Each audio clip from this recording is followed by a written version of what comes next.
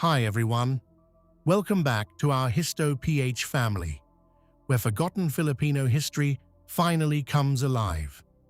Today, we're diving deep into Spain-found Filipinos, wearing $100,000 in gold as daily jewelry, a story that rewrites everything we thought we knew about our beginnings. Gold, the size of walnuts and eggs, found by simply sifting the earth. This wasn't a fairy tale. This was the Philippines, before colonization. When Spanish explorer Antonio Pigafetta stepped onto Philippine shores in 1521, he witnessed something that would stun Europe. The local chieftain Raja Siagu wore massive gold earrings, a golden dagger, and had 3 gold spots decorating each tooth. Even the king's dishes were made of gold. Pieces of gold the size of walnuts and eggs are found by sifting the earth, Pigafetta wrote, his astonishment barely contained in his chronicle. That wasn't the primitive society Europeans expected. This was an advanced civilization with a gold economy that had been thriving for over 1,000 years. While Europe was still in its dark ages, Filipinos were already minting standardized gold currency. The island called Chryse, ancient Greek and Roman writers wrote about islands they called Chryse, literally the golden one, describing lands rich in gold located east of India. Historians have debated whether these references pointed to Sumatra, the Malay Peninsula, or the Philippines. Pomponius Mela, Marinos of Tyre, and the Periplus of the Erythraean Sea mention such golden islands around 100 BC. The historian Josephus also wrote about Aurea, Latin for golden, which some scholars have equated with the biblical land of Ophir, the source of King Solomon's legendary wealth. Whatever the ancient sources meant by Chryse, the Philippines certainly fit the description. Gold-rich islands, where the precious metal was abundant enough to shape an entire civilization's economy and culture. A sophisticated economy before colonization. The pre-colonial Philippine gold economy operated on multiple sophisticated levels that shocked the Europeans who encountered it. Gold as currency. Small gold pieces called Piloncitos, weighing between 0.09 and 2.65 grams, functioned as standardized currency across the archipelago. These weren't crude lumps, but carefully crafted pieces that circulated in bustling trade ports like Butuan and Cebu from the 9th to 14th centuries. To put this in perspective, Filipinos were using sophisticated gold currency 600 years before the United States even existed. If you're amazed by our ancestors' story, Spain found Filipinos wearing $100,000 in gold. As daily jewelry, help us hit our 500-like goal. Drop a comment about your favorite fact and subscribe to join the Histo-PH family. Precision weighing systems.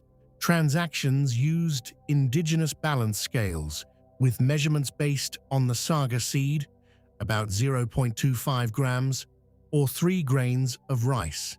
Gold purity was classified into categories from Dynasty, 24-karat pure gold, down to lower grades showing a sophisticated understanding of metallurgy. International trade networks. Philippine gold reached Japan, the Maldives, China, India, and even potentially Europe as early as the 1st century AD. The Philippines wasn't on the periphery of world trade, it was at the center of it. The polity of Butuan sent official missions to Song Dynasty China starting in 1001 CE, establishing formal diplomatic and trade relationships. Advanced metallurgy. Island craftsmen, particularly on Mindoro, became so skilled at gold working that they could fool even experienced European silversmiths with their alloy techniques. Think about that. Filipino metallurgists were more advanced than their European counterparts. They mastered intricate processes like loop-in-loop chain making, repoussé, hammering gold into relief, and lost wax casting. Gold in daily life and death. What truly distinguished pre-colonial Philippines was how deeply gold permeated every aspect of society. The moment a Filipino was born, small pieces of gold were placed with the infant's umbilical cord. Throughout life, prestigious gold ornaments marked important ceremonies and milestone events. Chiefs and nobles, the Datu class, draped themselves in elaborate gold jewelry, from sashes and anklets to headdresses weighing nearly 4 pounds. 4 pounds of gold on your head. That's roughly $100,000 worth of gold in today's prices, just as casual daily wear. Even in death, gold accompanied the elite into the afterlife. Archaeological excavations have uncovered death masks covering faces, gold burial goods, and spectacular treasures interred with high-ranking individuals. This practice was so widespread that when Spanish colonizers discovered it, they decreed a government representative must be present at every grave excavation to claim the crown's designated 1/5 share of the gold. Spain literally legalized grave robbing and took 20% of everything found. The practice of dental gold decoration, called poussade in the Visayas, particularly fascinated early chroniclers.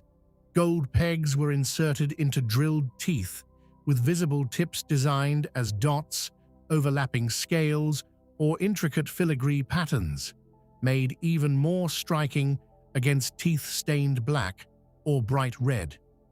The Butuan mystery, a forgotten kingdom. In 1981, construction work in Butuan accidentally unearthed one of the most significant archaeological finds in Philippine history. Workers discovered high-fired ceramics from China and Southeast Asia, Persian glassware, impressive seafaring vessels called balangays, and an enormous cache of gold artifacts. Written Chinese sources from the Song Dynasty describe Butuan as a thriving polity with a hierarchical social structure engaged in extensive trade. In 1981, another accidental discovery, the Surigao Treasure, added 22 pounds of gold pieces to the historical record, including weighing scales, bowls, and ornate vessels that later captivated international audiences at the Asia Society in New York. These discoveries revealed a cosmopolitan society with Hindu and Buddhist influences, sophisticated maritime technology, and connections spanning Asia. A 15-meter boat excavated from Butuan, dated to 320 CE, demonstrated the advanced naval engineering that made this trade network possible. Why Europeans were so shocked? To understand European astonishment, consider the context. 16th century Europe operated under mercantilism, where a kingdom's wealth was measured by its accumulation of precious metals, gold and silver. Nations were literally going to war over gold reserves. Spain and England fought wars over gold. France and Spain went bankrupt pursuing it. Then Spanish explorers arrived in the Philippines and found gold everywhere, not hidden in deep mines requiring expensive equipment, but abundant enough that locals could trade 2 pieces of gold for 1 piece of silver. Portuguese explorer Pedro Fidalgo noted in 1545 that Luzon's inhabitants were willing to exchange 2 pesos of gold for 1 peso of silver, a ratio that would have seemed impossible in Europe. In Europe, gold was worth 10 to 12 times more than silver. In the Philippines, people valued silver more than gold. That's how abundant gold was. The gold being traded through the wealthy Sultanate of Brunei, it came from Luzon. The Chinese, who had been trading with the islands for millennia, knew them as Lusung Dao, Luzon Island, a prime source of the gold that fed China's own demand for gold eye covers and facial ornaments used in burial practices. The scale of pre-colonial wealth. Archaeological and historical evidence suggests that 10th to 14th century Philippines experienced remarkable prosperity. This wasn't a subsistence economy, it was a period of political, economic, and social progress when artistic and scientific development flourished. Historians estimate that more gold artifacts were produced in pre-colonial Philippines than in many European kingdoms of the same period. The extent of gold use indicates that local elites didn't hoard gold the way European nobility did. Instead, they acquired it as needed, through trade with mining settlements, which extracted gold through low-intensity panning and sifting methods. Gold was plentiful enough to be treated as a practical medium of exchange rather than an impossibly rare treasure. Evidence also suggests the value system was different. Studies of grave artifacts show that traded ornaments from foreign lands were sometimes valued more highly than local gold items, indicating a sophisticated appreciation for craftsmanship and cultural exchange over raw material accumulation. The Golden Age's end, when Spanish colonization began in earnest, the pre-colonial gold economy faced systematic dismantling. The Spanish established the galleon trade in 1572, reorienting Philippine commerce toward the Manila-Mexico route. Colonial authorities imposed the polos y servicios, forced labor policies that disrupted local industries and traditional trade networks. Perhaps most devastatingly, gold that wasn't buried was eventually reforged as the colonial period progressed. The sophisticated gold artifacts representing centuries of cultural achievement were melted down, their historical and artistic value destroyed in favor of Spanish colonial designs. Today, many discoveries of pre-colonial gold go unreported because treasure hunters simply melt the gold down for profit, continuing the erasure of this remarkable heritage. Every year, priceless artifacts that could rewrite our understanding of pre-colonial civilization are being destroyed for quick cash. History is literally being melted away, reclaiming a lost identity. Museums, like the Bangko Sentral ng Pilipinas and Ayala Museum, now preserve and display key pieces from the pre-colonial gold collection.